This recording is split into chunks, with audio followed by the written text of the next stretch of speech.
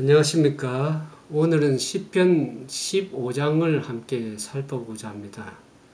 시편 15장은 시편 25장 다음으로 가장 많이 알려져 있는 시고 또 가장 많이 감상되는 그런 시이기도 합니다.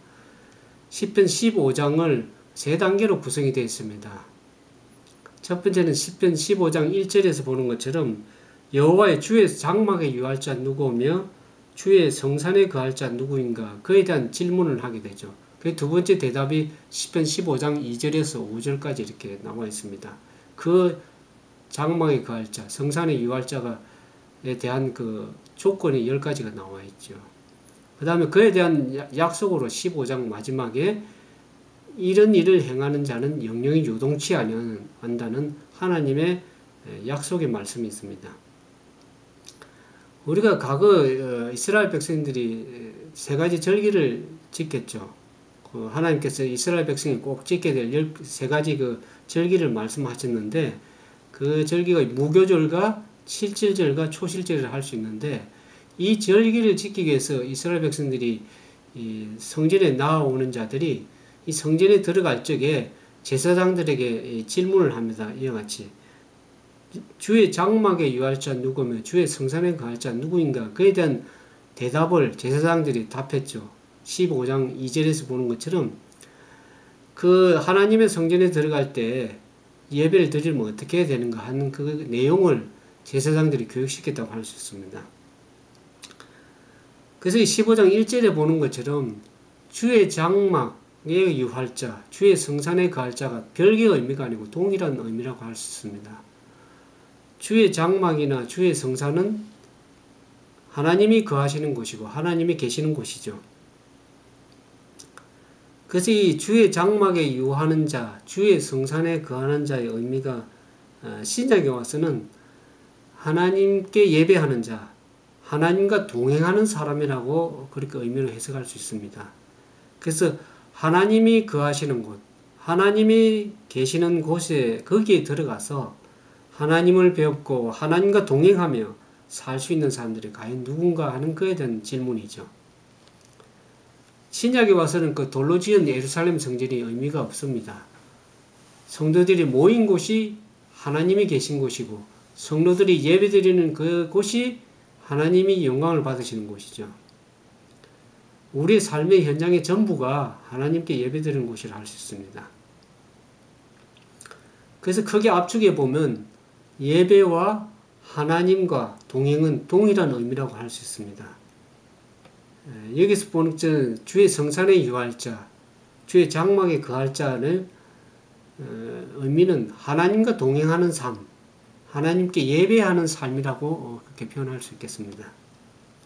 그러면 누가 하나님께 예배할 수 있는가? 누가 하나님과 동행할 수 있는가에 대한 의미를 15장 2절에 찾을 수가 있는데 그 예배자, 하나님과 동행한 자의 조건을 10가지로 표현을 하고 있습니다. 15장 2절에서 5절까지 중간까지 보면은 10가지 의미가 나와 있습니다. 긍정적인 것 5가지 하고 부정적인 것 5가지 이렇게 표현을 했습니다.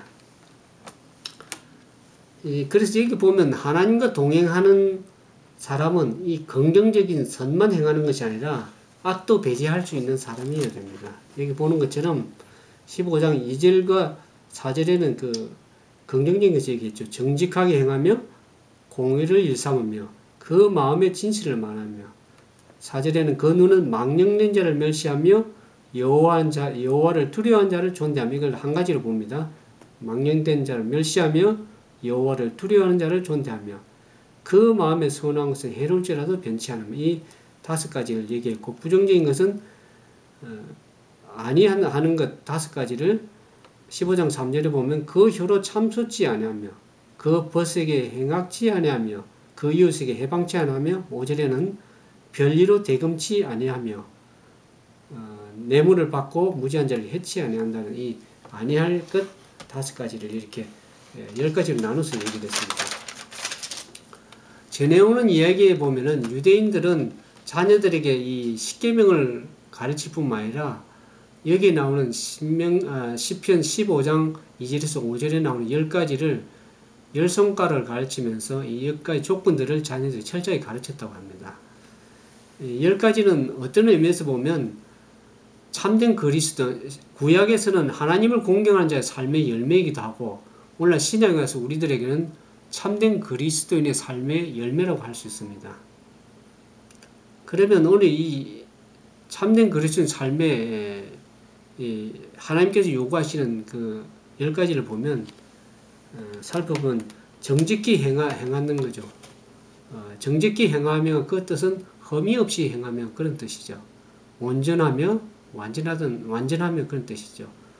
창세기에 노아가 당대에 완전한 자였다. 그와 같은 의미죠. 인격적으로 보면 결함이 없다는 그런 얘기가 됩니다. 그 다음에 공의를 일삼는다는 것은 옳은 것을 실천한다는 뜻이죠.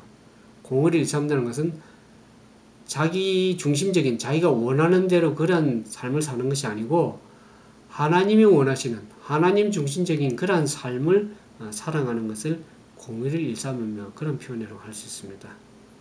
그 다음에 15장 3절에 보면 그 혀로 2절 중간에 보면 그 마음의 진실을 말하며 3절에 그 혀로 참소치 아니하고 그 벗에게 행악지 않으며 그 이웃을 해방치 않는다.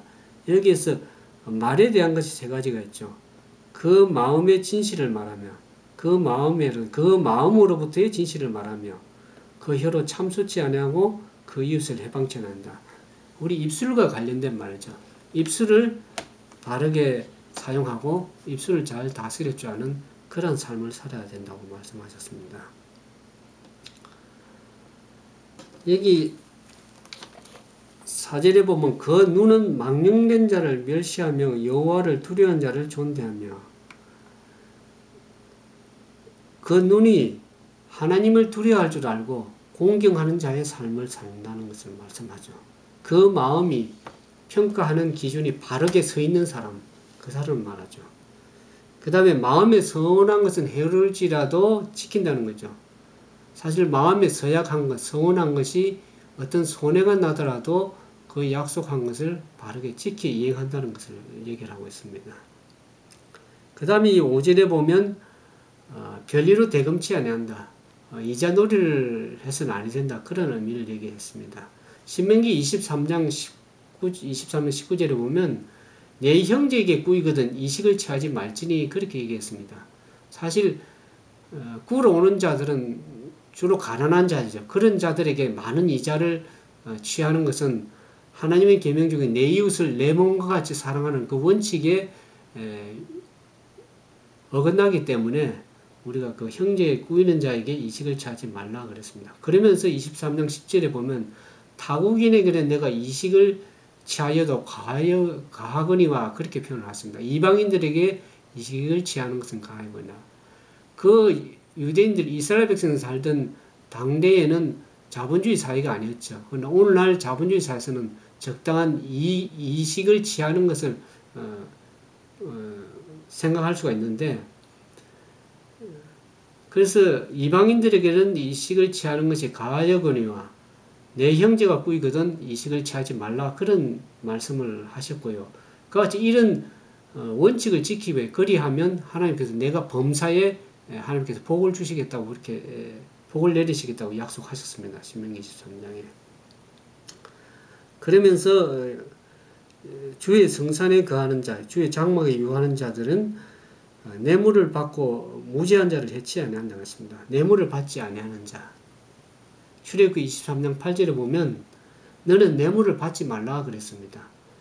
그 뇌물은 밝은 자의 눈을 어둡게 하며 어려운 자의 말을 굽게 한다고 그랬습니다.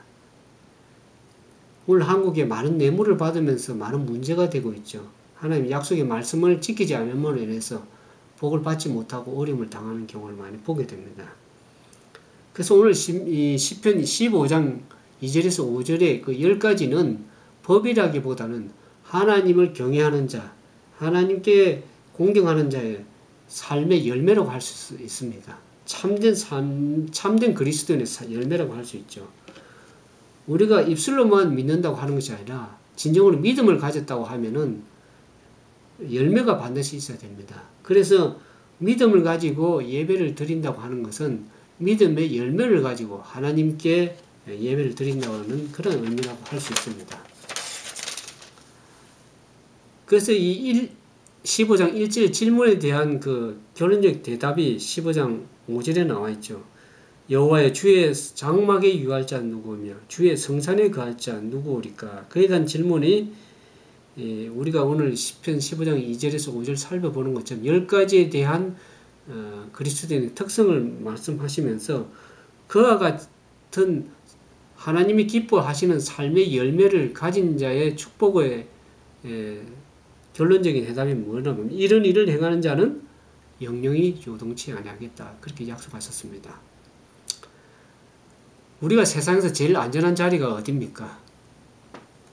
우리가 어린아이들이 가장 안전한 자리, 흔들리지 않는 자리는 엄마의 품이라고 할 수 있죠.